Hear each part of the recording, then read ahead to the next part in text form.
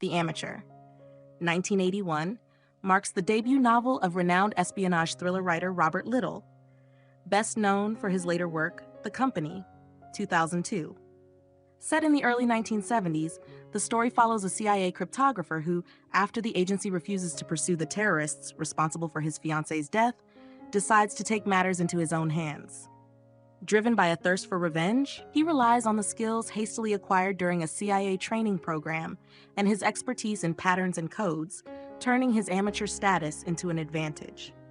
Initially met with mixed reviews, the plot criticized for its loopholes, akin to Swiss cheese, according to Stephen Zoller of Cinema Canada, the novel initially fell out of publication shortly after its release. However, it regained attention and was reissued once Littell gained fame. The protagonist, Charlie Heller, excels as a cryptographer within the CIA, initially recruited due to his scholarly analysis of patterns in the works of Samuel Pepys. Despite lacking fieldwork qualifications, Charlie is content in his behind-the-scenes role, spending his days deciphering KGB ciphers and engaging in banter with his Russian colleague. Beyond his professional life, Charlie's world revolves around his fiancée, Sarah Diamond, a globe-trotting photographer, and his fervent belief that Shakespeare's works conceal a cryptogram revealing their true author. Tragedy strikes when Sarah is taken hostage during a terrorist attack on a U.S. embassy in Germany. In a harrowing turn of events, Sarah sacrifices herself by revealing her Jewish identity to spare the lives of others, only to be brutally murdered by the terrorists. Charlie finds himself engulfed in grief and despair following the loss of Sarah. During her funeral, a profound conversation with Sarah's father, a survivor of the Holocaust, offers him a new perspective. Reflecting on his own experience, Sarah's father reveals that seeking revenge, such as the act of killing a Nazi doctor upon liberation from the concentration camp, served as a form of catharsis, revitalizing him from the depths of despair.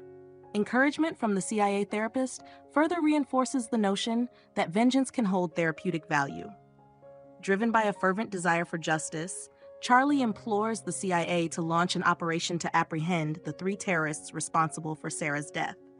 However, their escape into Czechoslovakia, beyond the reach of the United States due to the Iron Curtain, renders them inaccessible by legal means. Frustrated by the bureaucratic limitations, Charlie devises an alternative strategy where he himself will pursue the perpetrators. Leveraging his security clearance, Charlie gathers incriminating evidence of past CIA operations and encrypts them on his computer, using them as leverage against the agency. In a bold move, he demands training to undertake the mission himself, threatening to expose the damning information if denied assistance. Reluctantly, the CIA agrees, subjecting Charlie to an intensive, expedited training regimen at the Farm, a prestigious spy academy.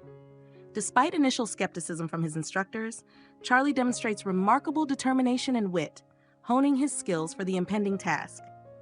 Unbeknownst to Charlie, the CIA has orchestrated a complex scheme involving the original terrorists, led by a double agent whose clandestine status is of paramount importance.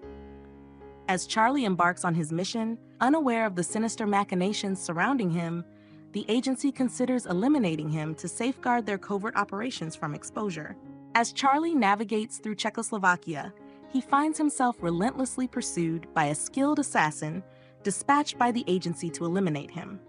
Despite his amateur status in the world of espionage, Charlie's sheer lack of adherence to standard procedures inadvertently thwarts the assassin's meticulously laid plans, thanks to an uncanny streak of luck and fortuitous coincidences. As Charlie delves deeper into the investigation, he uncovers a crucial lead implicating one of the terrorists, Gretchen, as the lover of a KGB operative. This revelation heightens the stakes, drawing not only the attention of the CIA assassin, but also the KGB and Czech authorities, who are alerted by the CIA to Charlie's unauthorized presence in the country. Amidst the perilous circumstances, Charlie finds an unexpected ally in former CIA agent Elizabeth, who shares his disdain for the destructive impact of communism and provides valuable insight into the cultural devastation wrought by the regime. Their collaboration blossoms into a romance as they join forces to track down and eliminate 2 of the terrorists, Gretchen and Joan Antonio. The climax of the narrative unfolds with Charlie's dramatic confrontation with the mastermind behind the embassy attack, Horst, a volatile figure whose allegiances blur amidst a complex web of espionage. As a CIA agent and double agent for the KGB, Horst's true loyalties remain elusive, compounded by his familial ties to a former Gestapo informant, shedding light on the terrorists' targeting of a Jewish hostage. In a triumphant conclusion, Charlie ultimately vanquishes Horst, finds love with Elizabeth, and unravels the enigma surrounding Shakespeare's authorship, revealing Francis Bacon as the true bard. The novel closes on a note of victory as Charlie emerges victorious, having triumphed over adversity and secured both justice and personal fulfillment. I hope you enjoyed watching this video.